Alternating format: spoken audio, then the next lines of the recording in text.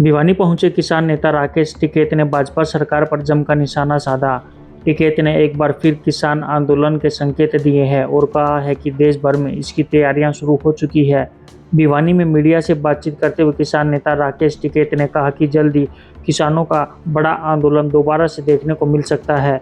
उन्होंने कहा कि पूरे देश में लगातार बैठकों का दौर जारी है और पहले की तरह मजबूत आंदोलन खड़ा किया जाएगा।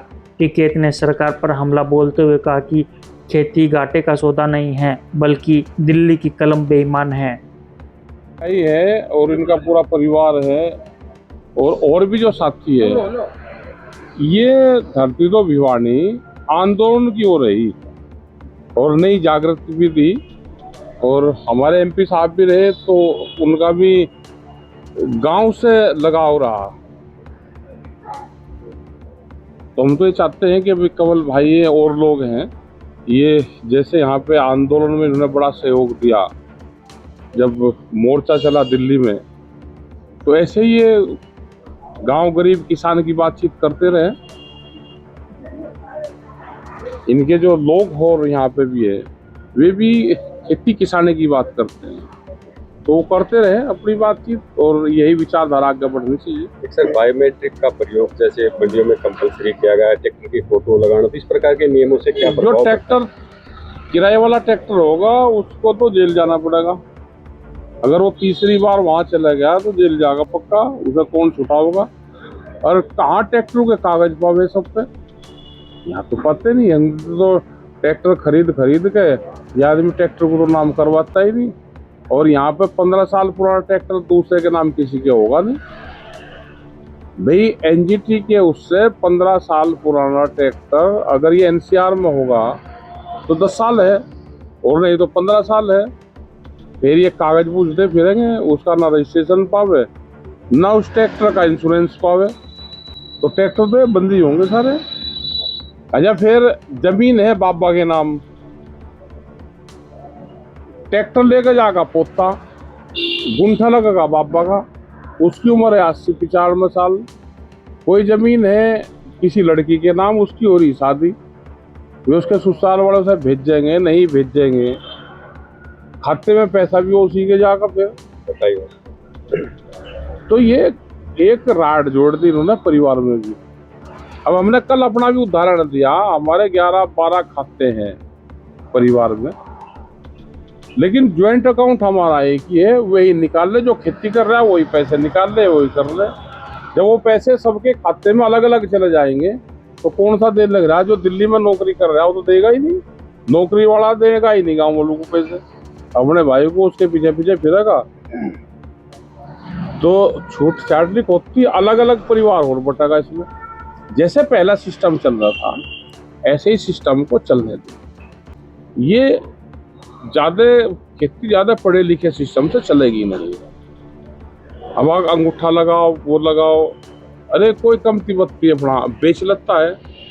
यहाँ तो व्यापारी और किसान आपस में समन्वय करके काम चला ले। व्यापारी से रात को जरूरत हो हम 10 रुपए उससे रात को भी ले लेते हैं। मौसम की मार हुई, क्या मांग करेंगे? मौसम की मार से ये है कि बड़ा नुकसान इसमें हो रहा, दिखाई तो कम देगा, लेकिन जब 15-20 दिन पहले भी गेहूं नीचे गिर गए तो उसका दाना छोटा होगा और उसमें लेबर कॉस्ट बढ़ेगी।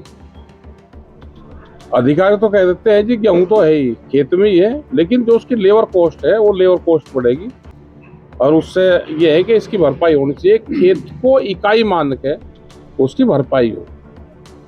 अगर खेत को इकाई नहीं मानेंगे, बड़े क्षेत्र को इकाई मान लेंगे तो किसान को ज्यादा लाभ नहीं मिल पाएगा। अगर जिस खेत का नुकसान हुआ है उसी को नुकसान मानना जाए, ये हमने सर एक आईएमपी जैसे प्रोजेक्ट अलग अलग जगह आ रहे हैं लेकिन वो सक्सेसफुल नहीं हो पा रहे। ये एक जमीन छीनने का एक षड्यंत्र है कि जमीनों के रेट महंगे हो गए तो किसान जमीन छोड़ दें। सरकार और जो बड़ा उद्योगपति है उसकी नजर जमीन पे है, वो किसी भी कीमत पे किसान से जमीन छीनना चाहते हैं। आप कीमत ज्यादा ले लो लेकिन जमीन दे दो। तो आप ही नहीं बता दो कहाँ उद्योग लगना कहाँ लगना, किसान लगा देगा अपने आप, जितनी जरूरत होती लगा दो। इंडस्ट्रीज के नाम पे प्रोजेक्ट फाइल बनेगी, उसमें इंडस्ट्रीज लगेगी नहीं, जमीन को अलाट करवाएंगे और उसको फिर महंगे रेट में बेचेंगे। देश में जितनी इंडस्ट्रीज लगी हुई है, क्या वो चली, कितने लोगों को रोजगार दिए, और वो फिर अपनी कीमत पे व्यापारी उस जमीन को बेचता है। सर, इस तरह के अगर नियम है तो लगता नहीं कि फिर से किसान आंदोलन की जरूरत पड़ेगी। बिल्कुल आंदोलन की जरूरत पड़ेगी। लोग जागरूक हो रहे, अपनी जमीन ना बेचे, और लोग जागरूक हो रहे। जमीन कोई घाटे का सौदा नहीं है, खेती घाटे का सौदा नहीं है। दिल्ली की कलम बेईमान है, ये पता रहना चाहिए बस। पहले आंदोलन हुआ था, वो स्थगित हुआ था, क्या उस तरह का नहीं, आंदोलन बिल्कुल होगा, उस तरह का मूवमेंट भी चलेगा।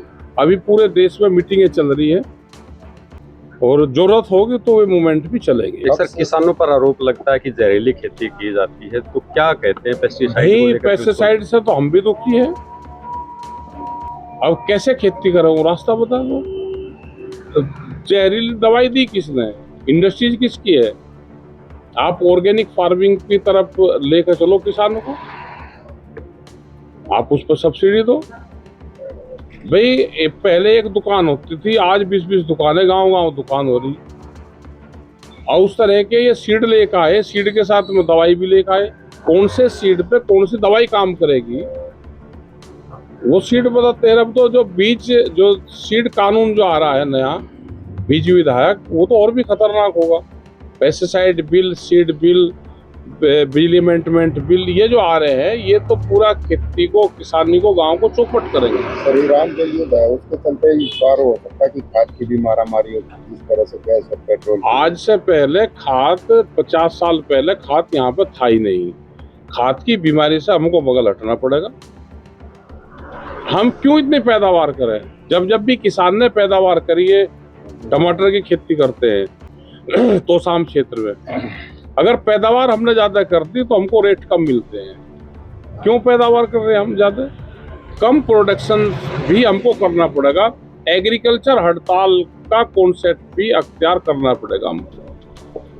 और कोई कमी ना, खाद की कमी है ना, कहते हैं जी गैस की कमी हो रही, डीजल की कमी हो रही। जी, एक आदमी बताओ मुझे जिसका चूल्हा ना चढ़ा हो। चूल्हे सबका चढ़े, लेकिन वो ब्लैक मार्केट में चला गया।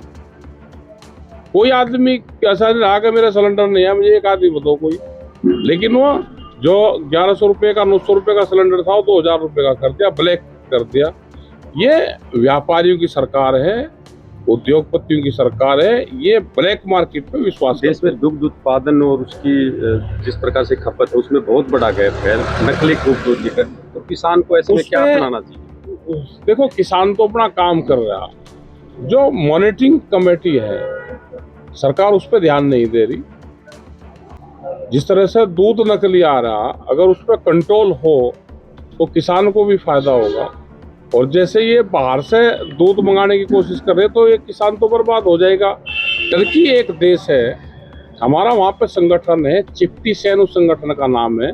हम टर्की में गए थे, वहाँ 30 साल पहले पशु खत्म हो गए।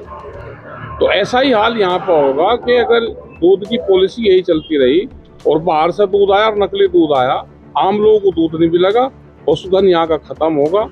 और यही सरकार चाहती है कि पशुधन यहाँ से खत्म हो और ये जमीन हम इसको वापसी दें। आम आदमी पार्टी में आपसी लड़ाई शुरू हो गई, किस तरह से देख रहे हैं? राघव चड्ढा को जिस तरह से माइक पे बंद कर दिया गया है, राज्यसभा में बोलने से बंद कर दिया गया है, इसमें बीजेपी भी राघव चड्ढा का कहीं ना कहीं साथ में देती नजर आ रही है। आरोप दे दें, वे तो फोड़ने का काम तो करेंगे भाई। बीजेपी एक आधे आदमी को तोड़ेंगे जब तो पार्टी टूटती है। अमेरिका से जो ट्रेड डील हुई थी डेयरी प्रोडक्ट, वो जो डील हो रही है डेयरी प्रोडक्ट और एनिमल फूड्स, वो एक किस्म से वो है, वो जीएम, एक तो जीएम है, वो जेनेटिकली मॉडिफाई है, और एक नॉन वेज है। दोनों चीज उसमें है। क्या यहाँ कोई अपनी गाय को अंडा खिलाता है? एक आदमी नहीं है भारत में जो अपनी गाय को अंडा खिलाता हो।